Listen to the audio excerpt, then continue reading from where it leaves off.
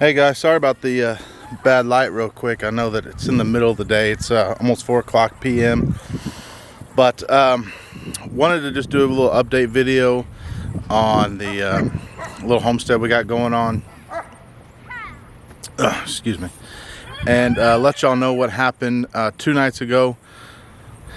We're going to cover that later. The police were involved. And we kind of had a little trespasser here on the homestead. So I've already done some of the chores. I already moved the chickens and fed the chickens. I do need to water one more set of chickens, so come with me real quick while we do that. And then we're going to get on to the police story. And we're going to get on to putting some eggs in the incubator too.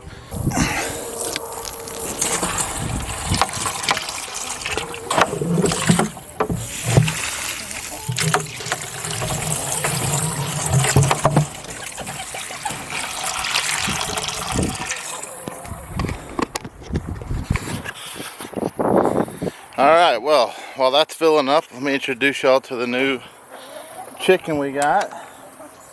This is a new breed for us. One of the guys from my work raised some chickens, and one of them ended up being a rooster, and that rooster is a Polish, silver lace Polish.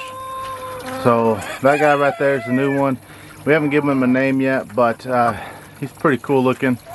And he has been in here mounting some of these females, so we'll see what happens. I think I might try to hatch some of those eggs just to see what it looks like. And then I think that guy up there, I think that's a rooster. So that's a black copper Moran. This one I'm pretty sure it's a female. It's got like almost a bobtail.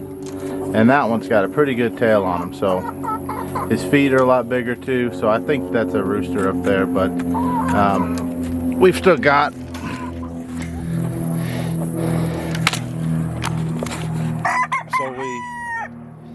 we also put our other black copper Moran rooster in with the Easter eggers, and he's doing good. He is a little bit aggressive. We don't really get in here now that he's in here, but and one of these girls is laying like a really light colored egg. I think it might be this one. She's the only one that doesn't really look like an Easter egg. So she's got the short comb and everything, but one of them's laying, I guess you could call it a pink egg. It's really light colored, but these are the eggs that I'm really interested to hatch. I hope we get a lot of hens out of that batch. Start getting some different color eggs. It'd be like a first generation olive egg hen. Alright guys, well, we're at the incubator now. I'm going to go and turn the camera around. I'm going to show y'all what we've got. This is a basic, this one's made by Farm Innovators. It's a basic styrofoam incubator that you can pretty much get at any feed store. This exact one or similar ones to it. What you want is the temperature close to 100, between 98 and 100, and the humidity between 50 and 60% until the last 3 days. And then on the last 3 days, that's going to change. So I'm going to open this thing up. It's been running for a few days. You do want to run it for at least 12 hours. You want it to be stable in there before you put your eggs in.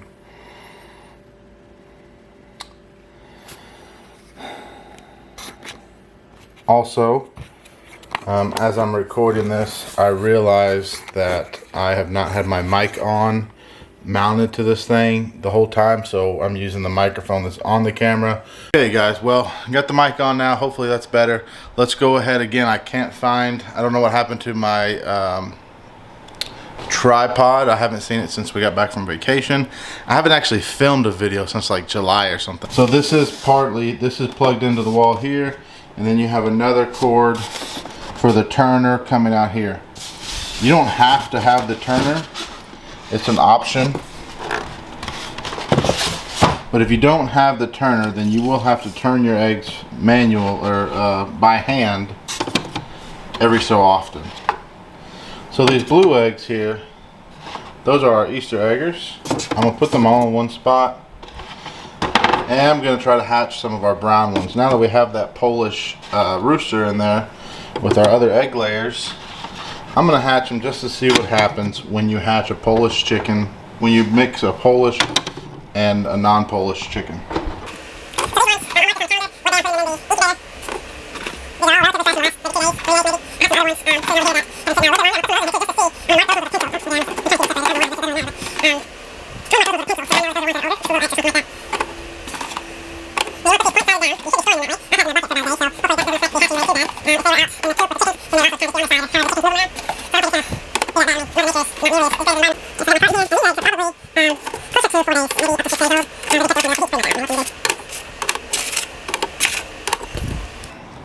Yes, so there's one more thing that happened the other day. I just want to go over it. It's kind of scary, kind of stupid, kind of makes you laugh all at the same time. We got a knock at the door at 3:30 in the morning 2 nights ago. Go to the door, and sure enough, there's 2 cops at my door. And so I answered the door, and they asked me, "Are you the owner of a 2019 Polaris 4-wheeler?" And I said, "Yeah." Come to find out, the 4-wheeler had been stolen. I don't know if I caught it in one of the videos a second ago. We do have the 4-wheeler back. That is why the cops were coming here. The 4-wheeler was stolen in the evening, and somebody in a neighborhood next to us saw the kids with it, either knew that they didn't have it or overheard them or something. I don't know exactly what happened, but somebody in the neighborhood next to us took the keys away out of the 4-wheeler and away from the kids, and has the keys, still has the keys. I haven't got those back yet, but called the cops. Cops came out, ran the VIN number on the 4-wheeler. It is registered to me, so when they did that, it came back in my name, and then they just came to my address. Here's the kicker. I didn't know it at the time, but I actually saw the 4-wheeler get stolen. I didn't realize it was like 9:30 at night. It was pitch black outside. I actually was out doing chores. So this was Thursday night. Probably about 9:30, I was doing my chores outside with a flashlight because I couldn't see anything. And I hear a 4-wheeler start up, and I turn around thinking that Kaylee was going to be leaving the house, just going on a ride every now and then at night. It's nice to just go on a ride and enjoy the evening. It was a little cold that night, so I don't think she would have actually done that. But anyway, so I hear the 4-wheeler start up. I turn around, and I see a 4-wheeler at my neighbor's house. Now, my neighbor's house is abandoned. Nobody lives there right now, but I know the owner of it. So I texted him. Well, first I went over there, I checked on it, make sure there was no broken windows or anything like that. I thought that some of the neighbor kids, and we have 4-wheelers driving around our neighborhood all the time. I thought one of the neighbor kids was over there, maybe got into the house, was checking it out, looking for something, just being kids. No real harm there as long as they didn't break anything. So I went to the house, I looked around the windows, nothing seemed out of the ordinary, so I just texted the owner of the house, said, "Hey, you know, I just saw a 4-wheeler start up and take off outside of your house. You might want to come check it out." Well, the reason I thought that it was Kaylee was because obviously it was our 4-wheeler, and they had pushed it over to the side of the house, to the neighbor's house. There's no fences in between us and them, and then started it up and took off with me in the backyard with a flashlight in my hands. They just took off. We've never had an issue with anybody coming onto our property or messing with our things. I'm thankful for the cops that put in the work to find me. They could have just impounded it and towed it off, and it would have been up to me to call around and find it at an impound lot. So I'm glad that they took the time out of their day to run that VIN number and find the owner, find me. The only thing is that since it was 3:30 at night, they tried to call the number of the person that placed the original call that has my keys, and they didn't answer. They weren't allowed to give me that person's number, but they left a message with them.